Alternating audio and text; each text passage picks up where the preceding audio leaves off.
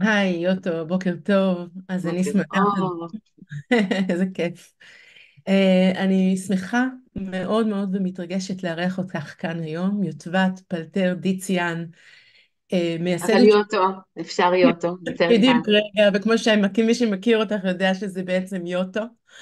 אה, את מייסדת שותפה ומנהלת התפעול של הסטארט-אפ Other Reality, אבל אנחנו מכירות, איך נגיד, מעל 30 שנה אחורה. נפגשנו מהמסטינג. מהמסטינג, באמת המהמסטינג, נפגשנו בקורס חוויה, ל"ג, ומי שממש מתעניין, ל"ד, והלכנו, חוויה ל"ד. נכון, סליחה, ל"א, והלכנו דרך ארוכה יחד בצבא, ואחר כך במשך השנים הדרכים שלנו כל הזמן נפגשו בצמתים משמעותיות וקריטיות, ובשנים האחרונות נפגשנו בעולם היזמי, כנראה לא במקרה, ולא רק שבעולם היזמי, למרות שאנחנו שתינו עושות דברים מאוד מאוד שונים בסטארט-אפים שלנו, אבל יש משהו מאוד מאוד מחבר, שהוא גם מחבר את הלבבות שלנו, אני חושבת, יוטה. בדיוק רציתי להגיד, זה מגיע מהלב וזה המנוע, ושם החיבור, משם החיבור. מדהים. אז בואי תתחילי, תספרי את קצת רגע על עצמך ועל הסטארט-אפ, ונדבר. אוקיי, אז אני יוטו, יוטבת פלטרדיציאן, ואני מגיעה מכמה וכמה מקומות ועולמות, שאני אספר אולי יותר בהמשך, אבל בגדול, היום אני שותפה מייסדת בחברת Other Reality ומנהל תפעול. מה שאנחנו עושים זה אנחנו פיתחנו פלטפורמה לאימון אמפתיה שמשתמשת ב-VR בשביל להכניס את המתאמנים שלנו לנעליים של האחר, לאמן את שריר האמפתיה. מדובר בפלטפורמה שמאפשרת לעשות את זה גם מרחוק וגם באימון חוזר, ואני הגעתי לדבר הזה שאני אומרת כל הזמן, זה הכינו לי ככה באריזת מתנה, אחרי רקע מאוד מגוון בכל מיני עולמות, תואר ראשון בתקשורת מנהל עסקים, ועסקתי בקאסטינג בכלל, בעולמות הפרסום והקולנוע. ואת התואר השני עשיתי כשגרנו בארצות הברית בסיליקון וואלי, תואר שני במרקטינג, אמס במרקטינג, ואחרי זה עבודה בארץ עם הרשות למלחמה בסמים ואלכוהול, וסינמה ווידאותרפי, והנחיית קבוצות במגזר העסקי, ואז כשפגשתי את Other Reality, וראיתי מה הם, מה אנחנו עושים, זה היה ממש כאילו ארזו לי את כל התחומי עניין ותשוקה ורצון להעמיק בהם, באריזת מתנה לדבר אחד ששאב אותי אליו באופן מיידי ואבסולוטי. ובעצם ממרץ 2020 אנחנו עושים את זה ביחד. אנחנו התחלנו בעבודה, אפרופו החיבור מהלב ומהרצון והצורך, התחלנו באמת בעולמות של החינוך ובאימון, להרגיש, לתת לבני נוער את האפשרות להרגיש איך זה להיות מישהו שעובר בולינג, מישהי שעוברת הטרדה, אבל מהר מאוד דילגנו לעולם העסקי. היום אנחנו מאוד ממוקדים בעולם הרפואי, אימונים לצוותים רפואיים, לאמן אותם איך להרגיש, להיות אנשי צוות בתפקיד אחר, להיות המטופלים והמטופלות, המלווים והמלוות, ולאחרונה גם שיתוף פעולה מאוד משמעותי עם שיבא ועם ארק, זרוע החדשנות, שאני אספר על זה ככה יותר בהמשך, וכניסה משמעותית מאוד ומרגשת מאוד, ממש ממש חדשה, לזירה העסקית, בשיתוף פעולה עם בנק גדול, והדבר העיקרי שמרגש בזה זה לראות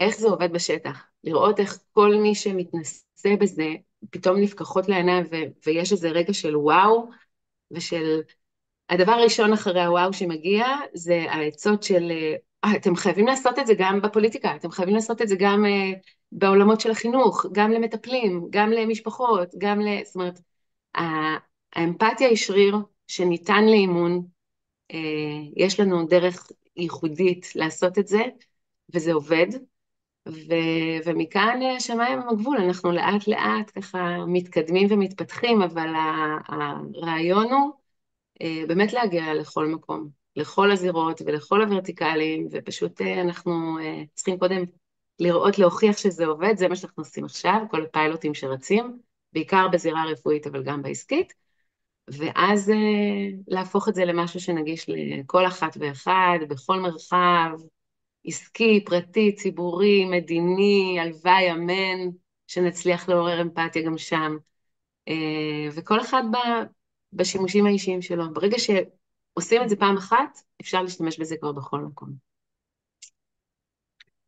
אני חייבת להגיד שאני חוויתי ברמה האישית את המערכת שלכם, את הפלטפורמה, והחוויה הייתה מאוד מאוד עוצמתית, ובתור מי שכבר גם באה מהעולמות האלה ועסקה הרבה מאוד בתהליכים של פיתוח אמפתיה, זה לא דמה לשום דבר שחוויתי קודם, וזה השאיר אותי המון המון זמן, גם ברמה הרגשית מאוד מאוד נסערת, וגם ברמה החשיבתית של האפשרויות ללכת.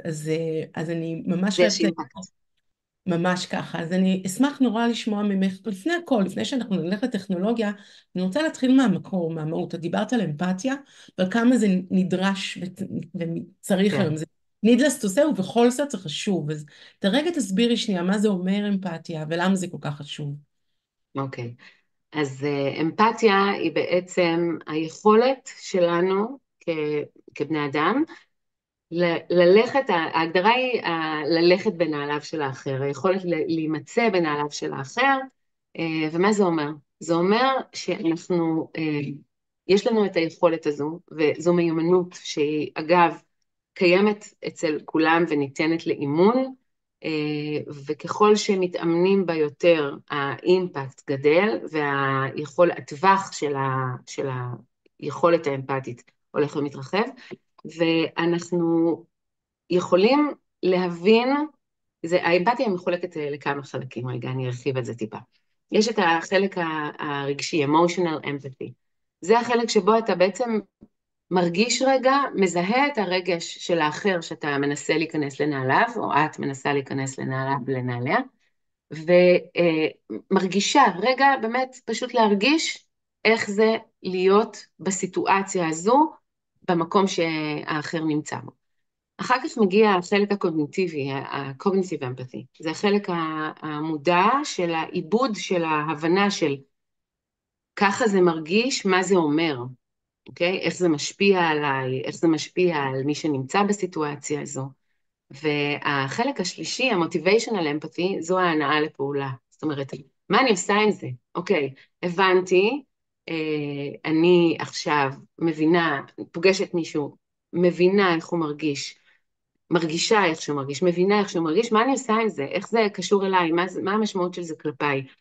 והרבה פעמים יש נטייה לבלבל בין חמלה, בין compassion, לאמפתיה, לאמפתhy.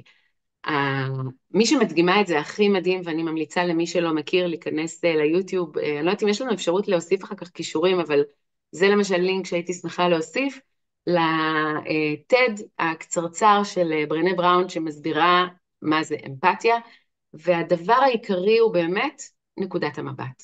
זה נורא חשוב להבין, כי זה מה שכל כך חזק בפלטפורמה שלנו, וזו הסיבה שאנחנו משתמשים ב-VR, כבר אני אסביר על זה, כי זה המסלול הכי קצר, להיכנס באמת לנעליים של מישהו אחר, לא צריך לדמיין, לא צריך להתחיל לחשוב איך זה, לא סימולציות ולא משחקי תפקידים, אתה נכנס לסצנה, ואתה פשוט מרגיש איך זה להיות במקום האחר הזה, והחמלה היא לא מגיעה מאותו ה-level של להסתכל מבעד לעיניים של מישהו אחר, החמלה היא כשאני מסתכלת עלייך, ואני חומלת עלייך, החמלה היא כלפייך, היא מקום שמחזיק אותי יותר שמור, יותר מחוזקת, היא גם מחזקת אותי.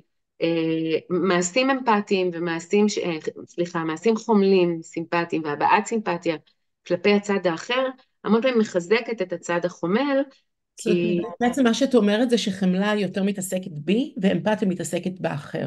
זה בעצם ההבחנה. הם, אני רוצה רגע לעצור שנייה אותך. המיקום משתנה. שניהם עוסקים בי ובך, אבל באמפתיה אני נכנסת את אני במרכז. מבינה את הרגע שלך מנקודת המבט שלך. כן. בסימפתיה אני מבינה שעובר עלייך משהו, ואני מנסה לעזור, אבל אני לא אני מרגישה לוקחת את את זה מה אליי. שאת מרגישה. כן. מדהים. תסבירי רגע למי שלא יודע מה זה VR, זה אותיות, אז אם את יכולה רק להגיד כמה מילים מה זה אוקיי, אומר, ואיך כן. זה בעצם משרת אתכם במערכת, בפלטפורמה שלכם. אוקיי, אז VR, virtual reality, מציאות מדומה, אה, זה משהו שככה, buzzword שרץ כבר הרבה זמן. יש מי ששומעים VR וישר עטים על זה כמוצאים של רב, ויש מי ששומעים VR וישר אומרים, וואו, בזה אני לא נוגע. יש לזה המון יתרונות, יש לזה גם חסרונות כמו לכל טכנולוגיה שהיא בשלב של התפתחות, אבל הרעיון ב-VR זה לתת לך או לך להסתובב במציאות אחרת, מציאות שהיא מדומה, היא לא המציאות הפיזית, לא הסביבה הפיזית שבה את מתקיימת, אלא היא סביבה אחרת. עכשיו, אז רוב העולמות VR, שמה שאנחנו מכירים ממשחקים, מגיימינג, וכל מיני שימושים, הרבה הדרכות שנעשות ב-VR, לוקחות אותך, מדע, שמות אותך, את האבטר שלך לרוב, ב-CGI, ב-Computer Generated, זאת אומרת, אנחנו מדברים לרוב על אנימציה, אבל יש גם צילום ב-360 שאנחנו משתמשים בו, ולא באנימציה ממוחשבת, ושמות אותך בסיטואציה שאת לא יכולה להימצא בה אחרת. את הולכת לעולמות אחרים, את מסתובבת בכל מיני מקומות פנטזיים, מתחת לים, רצה עם זאבים, צוללת עם כרישים, מלטפת נמרים. את, האבטר שלך, בשלוחה של עולם שהוא לא קיים. אנחנו עושים בדיוק את ההפך מזה, זה אבל מדהים, בדיוק. זה מדהים, מדהים, מדהים. אז תחדדי רגע מה ההבדל בין זה לבין סרטוני הדרכה. כי גם בסרטונים אני נכנסת לכאורה לתוך העולם הזה, מה יש במציאות המדומה, בטכנולוגיה הזאת שהוא אחר? זו שאלה מעולה, כי אחד היתרונות, וזה משהו שהוא, לא אנחנו המצאנו, זה משהו שהוא נחקר, ויש עליו הרבה מאוד מחקרים, והוא הוכח מדעית שוב ושוב, כולל ניסוי ספציפי שאנחנו ערכנו עם המוצר שלנו, על נסיינים ונסייניות כאן בארץ, וכמובן עם קבוצת ביקורת ומחקר מתוקף, של מה ההבדל בין לראות את הסרט הזה במסך גדול, רחב, ואנחנו רואים צופים בסרטי קולנוע לפעמים מאוד מזדהים עם הגיבורים, ובין לחוות את זה ב-VR, והחוויה היא מאוד מאוד משמעותית. ב-VR אנחנו מכניסים את הנסיינים שלנו לסביבה, בגלל זה אמרתי קודם שזה בדיוק ההפך מהלשלוח את האבטר שלך, אנחנו מכניסים את הנסיינים, את המשתמשים, אני אומרת נסיינים כי התחלתי לדבר על הניסוי שאני כבר ארחיב עליו, ואנחנו מכניסים את המשתמשים והמשתמשות שלנו לעולם שהוא הכי מוכר להם. אתן לך דוגמה, צוות רפואי, אחד התסריטים הראשונים שאימנו אליהם בפיילוט הראשון שערכנו בזירה הרפואית, שיתוף פעולה עם בית חולים וולפסון, מרכז רפואי וולפסון, מתן בשורה מרה במקרה פרטי ספציפי של מיסט אבורשן, של הפלה נדחית, שזו אחת החוויות שאת התנסית בהן. יש משמעות מאוד גדולה לקחת את הצוות בסביבה שהוא מכיר היומיומית, שהוא רגיל אליה, ולשים אותו לרגע בנעליים של המטופלת, בנעליים של המלווה שלה, ולראות את החוויה מהזווית שלהם. קודם כל, עצם הכניסה לצד השני היא משמעותית, והכניסה ב-VR יש לה כמה יתרונות. א', את ממש רואה את זה מתוך העיניים של הדמות. זאת אומרת, אני חייבת רגע השחקנים להגיד והשחקניות, משהו, אני כאילו השחקנית בסרט. אני כן, רוצה רגע להגיד, להכניס את החוויה האישית שלי. אני ישבתי שם על שולחן הטיפולים, ויכולתי להרגיש את הקור שהיה בחדר, את הקור של המיטה שישבתי עליה, ואת התחושות הפיזיות כשנכנס הרופא המטפל להגיד את מה שהיה לו להגיד.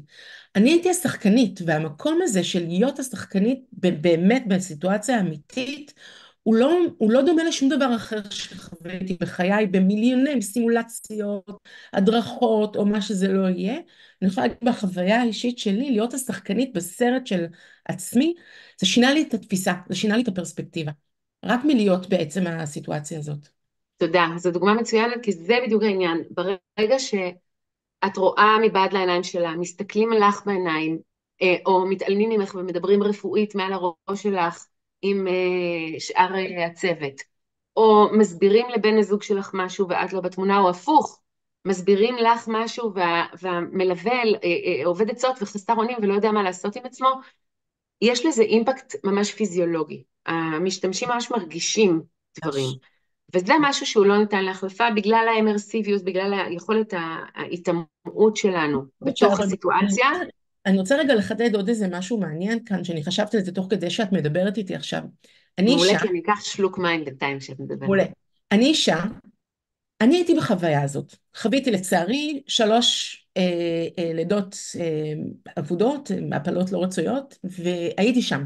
תכף נשמע. זה אומר שאני כבר התחברתי לחוויה שלי, ואז אמרתי לעצמי, מה קורה לגבר שיושב במקום הזה, והוא לא יכול היה, אני נורא מהר יכולתי להתחבר לזה, כי כבר עברתי, הייתי שם פעם. זה חזרה לאיזשהו סוג של מקום. מה קורה לגבר שמעולם לא היה במקום הזה, ואיך הוא מרגיש בתוך המרחב הזה? שאלה מצוינת, וזה לא רק מה קורה לגבר, גם מה קורה לגבר שהוא מטפל, אבל הוא לא חווה את החוויה הזו מהזווית של הפרטנר המלווה, שהיא מאוד מאוד עוצמתית. חוסר האונים, אפרופו התקופה שאנחנו נמצאים בה כרגע, שאחד הדברים, אחד הקשיים הכי הכי הכי בולטים ומועצמים ומדוברים, היא תחושת חוסר האונים, חוסר השליטה של שאין לנו יכולת לעזור למי שאנחנו רוצים לעזור, אין לנו באמת שליטה על מה שקורה, זה אחד הקשיים הכי גדולים של בני האדם בכלל,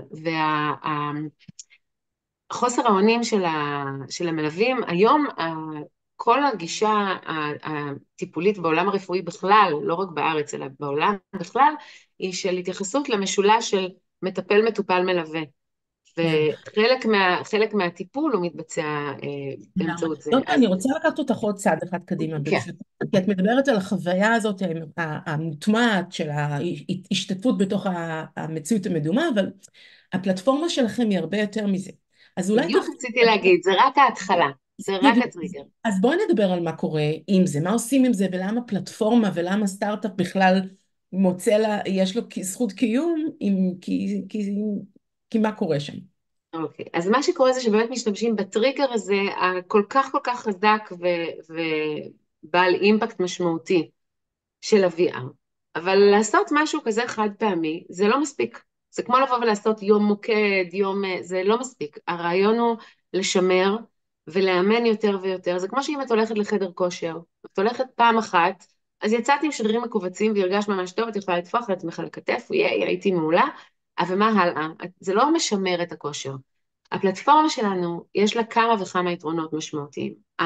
היתרון הגדול ביותר זה היכולת לאמן באופן המשכי, בטווחי זמן שניתן להגדיר אותם בכל פעם באופן שונה, על פי ה-KPIs, על פי הצרכים וההגדרות של יכולה הלקוחות. רגע לתת לי דוגמה איך נראה אימון כזה, איך זה כן, קורה בפועל? אני כבר אתן, אבל רק אני אגיד שאחד הדברים העיקריים זה באמת זה שזה reoccurring, זה אימון חזרתי ומתמשך. השני זה שהוא ניתן לעשות בכל מקום ובכל נקודת זמן, כיוון שאנחנו משתמשים דרך אגב לא באוקולוסים המסורבלים והיקרים, ואלה במשקפיים מאוד מאוד מאוד פשוטות וקלות, באמצעות הטלפון הנייד האישי של כל אחד ואחד מכניסים פנימה ואפשר לחוות את זה, וזה אומר שאפשר לעשות את זה בבית, בבית קפה, בפארק, במשרד, אפשר להחזיק את הציוד הזה בחדר הצוות ולעשות את זה במסגרת הפגישות הצוותיות, ולעשות את האימונים האלה בכל רגע נתון בהתאם לצורך של הארגון, ויש לנו עוד חלק שהוא מאוד מאוד משמעותי, כי אנחנו מדברים על פלטפורמה לניהול היכולות האמפתיות, אימון וניהול יכולות אמפתיות ומיומנות תקשורת. מה זה אומר? שאנחנו יכולים גם למדוד את המיקום של המשתתפים, אנחנו מקבלים את המידע אלינו למערכת, כמובן באופן דיסקרטי, המידע הוא כולו סטטיסטי ולא פרסונלי, אי אפשר לדעת שמשה ענה X ושדליה ענתה Y, אנחנו כן יכולים לדעת שביחידה הספציפית כמה מתאמנים ענו X ו-Y, ולקבל את המיקום של היחידה על מדד האמפתיה, ולדעת מה רוצים לשמר ולשפר, והדוגמה למשל הספציפית היא במרכז רפואי פוריה, אנחנו עדיין בתהליך של פיילוט, לאימון הצוותים הרפואיים להתמודדות עם מצבים של אלימות כלפי הצוות הרפואי. וואו. אנחנו יכולים לאמן אותם, לזהות טריגרים להתחלה של אלימות, כמובן שכשמגיע מישהו עם תת מקלע לחדר מיון, זה לא משהו שאנחנו יכולים לאמן כלפיו, מולו, וגם לא כשמישהו בהתקף זעם מעיף מחשב, אבל אם אנחנו נדע לאמן את הצוותים לזהות את הטריגרים של מתי זה התחיל, כי אף אחד לא מגיע מראש לחדר מיון כי הוא רוצה לפרק מחשב. מגיעים לחדר מיון כי נמצאים במצוקה של כאב, של חוסר ודאות שהזכרנו קודם, של דאגה ליקירים שאותם אנחנו מלווים, והחשש הזה וחוסר הוודאות והתסכול וכל הרגשות הקשים האלה, אם הם לא מקבלים מענה ולא מטופלים, הם מועצמים והם יכולים לגרום לאסקלציה למקרים של אלימות, ואז אנחנו לוקחים את הצוותים ומאמנים אותם לזהות את הטריגרים. יש לנו למשל, רגע, אני אה, אעצור אותך שנייה, כן, ברשות, סליחה, כי בטח, יש לי המון שאלות חשובות לשאול אותך, כי את זה מעוררת בי כל מיני... דאבל קליק את any time, מה כי זה אני דאבל אחרת קליק? כן. ברצף. אז אני רוצה רגע לעצור, את אומרת שיש לכם מדידה, וזה נושא נורא נורא חשוב, כי זה מחבר אותי לעוד שאלה שככה עולה לי. את מדברת המון על בתי חולים, ואני יודעת שברור בבתי חולים אמפתיה הוא נושא, אבל את גם אמרת, הזכרת בכל קודם, מקום. בדיוק, שזה בכל מקום. אני באה מעולמות הארגוניים, אותי זה נורא מעניין בהקשר של מנהלים וארגונים עסקיים או לא עסקיים, ואני רוצה לשאול אותך רגע, למה שארגונים בכלל, לא רק ארגוני רפואה, ירצו להשתמש בפלטפורמה שלכם, ואיך זה בכלל משפיע עליהם על השורה התחתונה? זו שאלה מצוינת. האמפתיה היא מעבר לזה שזה יעשה את כל העולם טוב יותר ואת כולנו אנשים טובים יותר. האמפתיה, אני מתייחסת אליה, זה הדימוי שתמיד אני נותנת כשאני בפגישות עסקיות, כי יש עולמות שלא צריך להסביר למה צריך אמפתיה. אה, זה כמו לקחת WD-40 ולשמן כל ציר, כל מי שלא גלגל מכיר, שיניים, כל מי שלא נקודת, מכיר, רגע, מי כן, שלא כן, מכיר, זה מי שלא ספרי מכיר. המשמן שמשמן ברגים ומתכות. ועוד הרבה מאוד שימושים. בהזדמנות אני אתן לך דוגמאות לזה. אני, WD-40 זה אצלי קיט בכל מצב. חוץ מעל פצעים פתוחים, אוקיי, תודה על זה. זה ממש משמן מערכות חורקות שלא עובדות באופן חלק, והאמפתיה באותו אופן משמנת כל ממשק בין אישי במערכת ארגונית. אנחנו מדברים על ורטיקל של הנהלה עובדים, אנחנו מדברים על פנים צוותי, על ממשקים פנים צוותיים, אנחנו מדברים על ממשקים בין צוותיים, רגע, המרקטינג והפרודקט שעובדים כל אחד, דוברים שפות שונות, עובדים כל אחד להשגת יעדים נקודתיים מאוד שונים, אבל בסופו של דבר שייכים לאותה מערכת ופצריכים לפעול באותו כיוון. כל אחד מהמקומות האלה, ומה שהאמפתיה עושה ברגע שהיא מקלה על הנמשקים ומונעת חיכוכים, היא מאפשרת לך להבין את נקודת המבט של האחר ולהבין מה הצרכים שלו. את לא צריכה לרצות או לעשות למישהו טובה כי הוא ביקש, את מבינה מראש מה הוא צריך ואת פועלת איתו למען ההשגה של היעדים, והארגונים פועלים יותר טוב, ויש לזה משמעות בשורה התחתונה הביצועית. אם אנחנו מדברים על העולם הרפואי, אז ממש הטיפול הרפואי הוא יותר טוב. אני כבר לא מדברת על מניעה של תביעות, אני לא מדברת על, אפרופו מניעה של תביעות, יש מחקר שמראה שבני משפחה שחוו את הצוותים המטפלים כאמפתיים, לא תבעו גם במקרה שהמקרה הסתיים במוות, לא תבעו רשלנות רפואית בגלל שהם הרגישו שהצוות היה אמפתי ועשה את המקסימום, ותאונות קורות וטעויות קורות. זה אם אנחנו מדברים על העולם הרפואי, וכמובן כל הנושא של ביטוח, כל הנושא של reimbursement של חברות הביטוח, העסקה מחדש של רופאים, בעיקר בחו"ל, בארץ זה שונה, אבל בעולם העסקי אנחנו עושים עכשיו פיילוט עם בנק מאוד גדול, פיילוט פורץ דרך, מאחר ובאמת זה משהו שהוא יוצא דופן. ההבנה הזו, שאם אתה כארגון מאמן את הצוותים שלך להיות אמפתיים ולהבין את הצורך של מי שנמצא מולם, זה ישפר את הביצועים של הארגון וישפר את שורת הרווח. בשורה התחתונה, כולם לגמרי. רוצים ביזנס וכולם רוצים לראות את שורת הרווח, וספציפית בארגון הזה, בבנק, אנחנו עובדים על כמה תסריטים במקביל. סצנריו אחד, באימונים של מנהלי סניפים חדשים, לאימון לשיחות מול עובדים. במקרה אחר זה עבודה טלפונית, זאת אומרת מפגש עם לקוחות, ובאימון אחר זה מפגש בתוך הסניף, זאת אומרת באמת בודקים את כל הוורטיקלים ואיך זה אז משפיע ואיך זה משפר. מי הצ'מפיון שלכם בארגונים? עם מי אתם זה עובדים? מאוד מאוד מאוד משתנה, מאחר וא', לכל ארגון יש תרבות ארגונית שונה, ויש את מי שיודע ככה להניע את המערכת.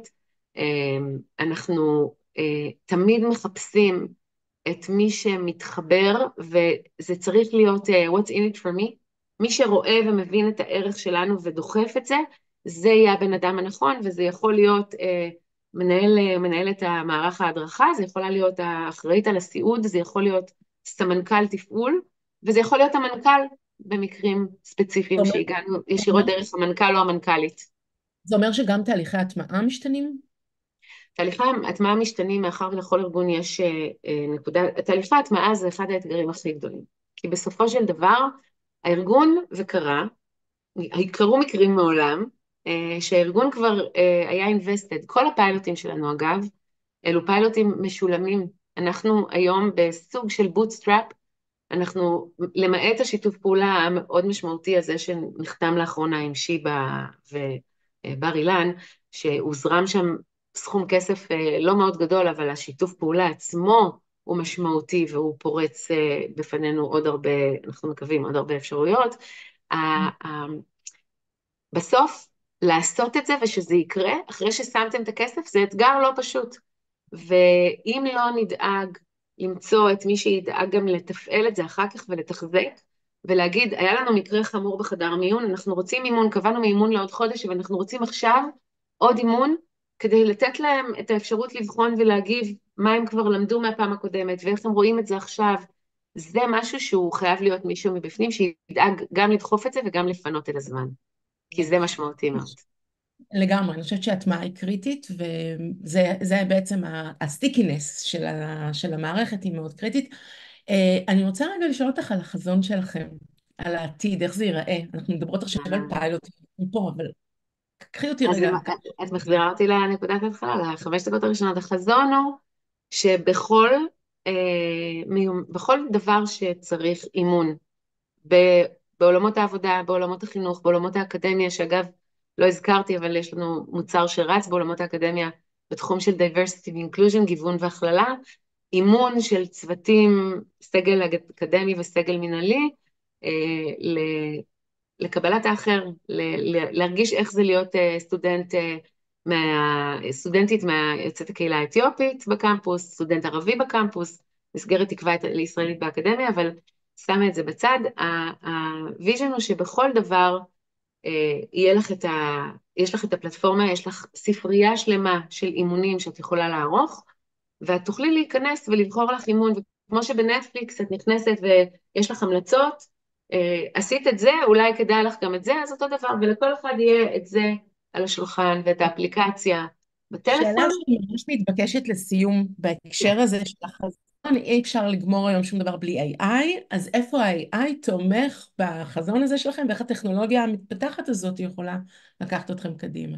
אז אחד הדברים שאנחנו עובדים עליהם כרגע, ברגעים אלו ממש, וזה הפיתוח הבא, זה באמת הקומפוננט של ה-AI, כיוון שמעבר לזה שזה אימון שהוא חזרתי, מתמשך, איסוף של מדדים, איסוף של נתונים, אחד הדברים הכי חשובים זה personalization, התאמה אישית. ואז זה אומר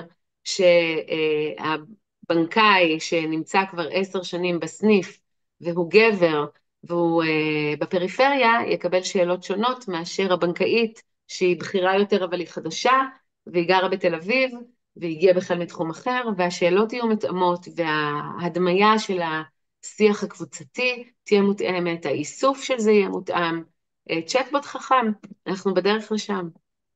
עוד רגע, מאחורי הסיבוב. בוקר טוב. אז באמת ככה, אני נרגשת, באמת כי אני מלווה ואני רואה את ההתפתחות שלכם לאורך הזמן, ואני רואה את הגדילה ואת הערך המוסף האדיר, בעיקר על מול מוסדות משמעותיים, שנותנים הכרה, ומה שאת מביאה כאן, אתם מביאים בעד ריאליטי, אתם והצוות המדהים. את רוצה להגיד מילה אחת גם על הצוות? אני פשוט לא מאמינה שלא זה, כן, יש לנו קודם כל היזם, פרופסור מוטי נייגר ויאיר נייגר, שהם התחילו את כל העניין, היזמים הראשונים, אלי קלמוג, המנכ"ל, ה-CEO, השותפים המדהימים שלי, יש לנו את השותפים שהצטרפו לאחרונה משיבא, את פרופסור, את רביד סגל, ואת פרופסור אמיתי זיו, ויש לנו את השותפים מבר אילן, וזמננו תם, אז אנחנו נכניס את הכל בלינקים, ותיכנסו ותקראו, כי אני פשוט לא מאמינה שלא הספקתי לדבר עליהם. אז הנה, את הספקת, כן, ואני חייבת להגיד תודה, היה מרתק כתמיד, ואתם תצליחו. אמן, הלוואי. ושאפשר יהיה לחגוג חירות השבוע. אמן. הכי הכי הכי הכי חשוב. אמן. תודה.